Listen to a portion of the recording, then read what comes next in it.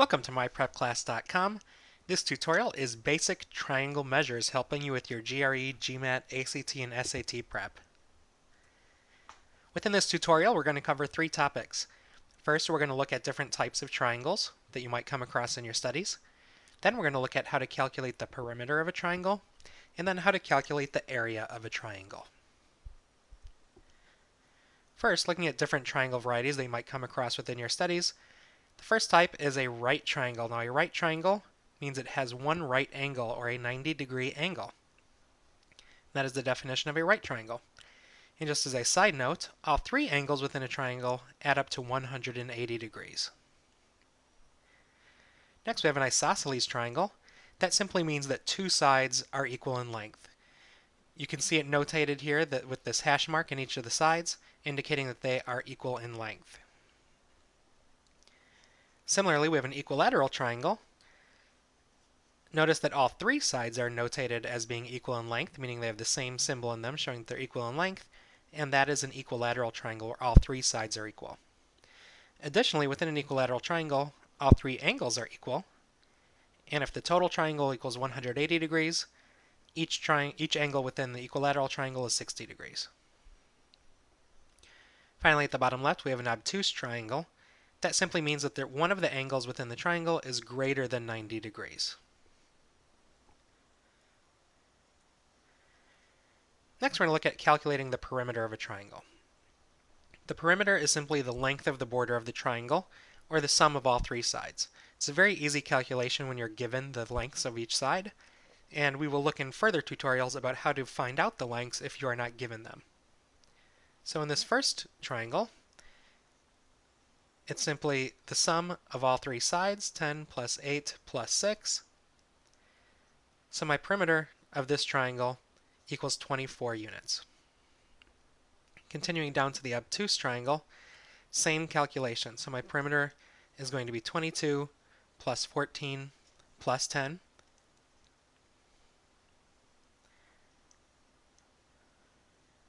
So my perimeter is 46 units. Up at the triangle at the top right, now I'm only given two sides.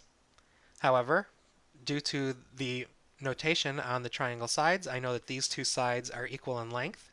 So note this side is also 9. So my perimeter equals 9 plus 9 plus 4,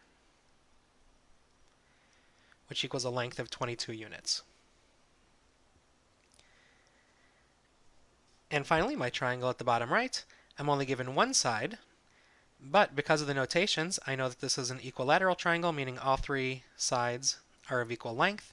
So my perimeter is 7 plus 7 plus 7, or in this case 7 times 3, which equals 21 units.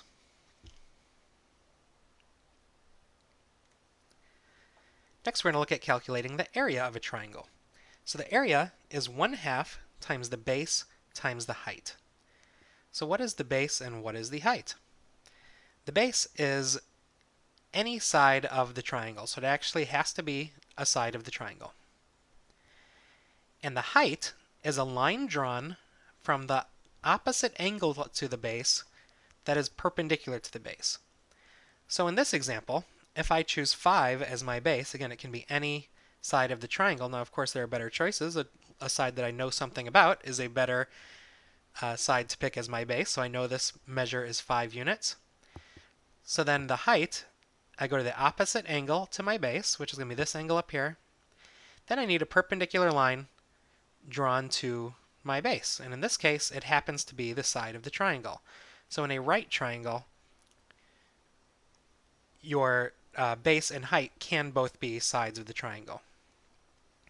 So my area here equals 1/2 times my base of 5 times my height of 12. So my area of my triangle is 30 square units.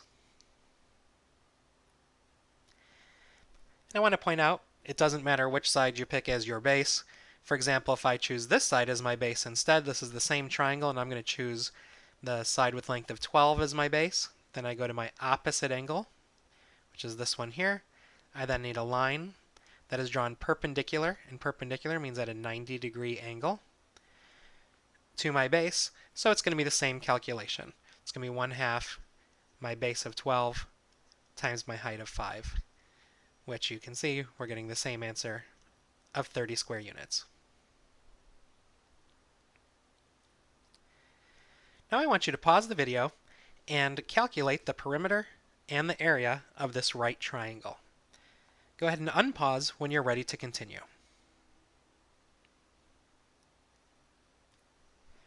Let's look at the solution to this question here. What is the perimeter and the area of this right triangle? So the perimeter is the length of the border, the sum of all three sides. I'm given that the sides are 5, 4, and 3. So my perimeter is simply 5 plus 4 plus 3. So my perimeter is 12 units. Next I have the area.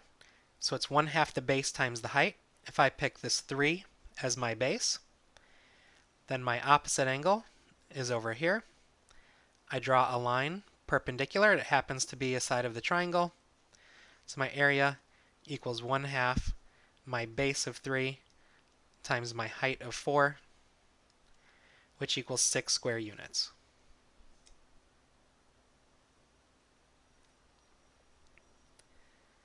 Now let's look at calculating the area of a non-right triangle. So sometimes your height is not one of the sides of a triangle. Like I said, the only time that can happen is when you are dealing with a right triangle. So in a non-right triangle, for example, this triangle, I have my base of 20. Remember, the base is a side of the triangle. So then I would go to my opposite angle, which is this angle up here. Then I need a line. You can see this dotted line drawn in here that is perpendicular to the base, meaning it forms a right angle. And in this case, my height is given as 4. So my area equals 1/2 my base, which is part of the triangle, times my height, which in this case is 4. So my area here is 40 square units.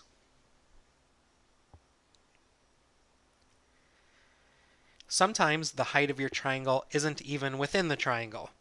So in this example of my obtuse triangle, if I'm given that my base is 16 units, I need to go to the opposite angle of my base, which is this one up here, and then I need to draw a line that is perpendicular to my base, forming a right angle.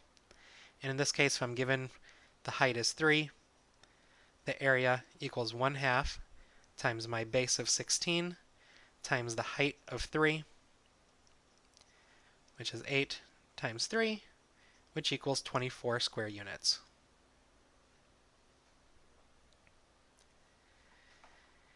In further tutorials, we're going to look at how do you calculate the sides of the angle if you're not given them. And triangles are one of the most important symbols you'll have within your geometry studies, because almost any diagram you're going to use the properties of triangles to calculate the answer to the question. So come back for more, and look forward to next time.